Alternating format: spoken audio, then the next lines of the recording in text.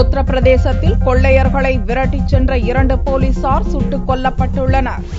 உத்தரப்பிரதேசத்தில் சமீப காலமாக கற்பழிப்புகளும் கொலைகளும் தொடர்ச்சியாக அரங்கேறுவதால் பொதுமக்களுக்கு அங்கு பாதுகாப்பு இல்லை என்ற தவறான கணிப்புக்கு வந்துவிட வேண்டாம். போலீசாரின் உயிருக்கும் கூட உத்தரவாதமில்லை என்று சொல்லும் அளவுக்கு உத்தரப்பிரதேசத்தில் பயங்கர சம்பவம் நடந்துள்ளது.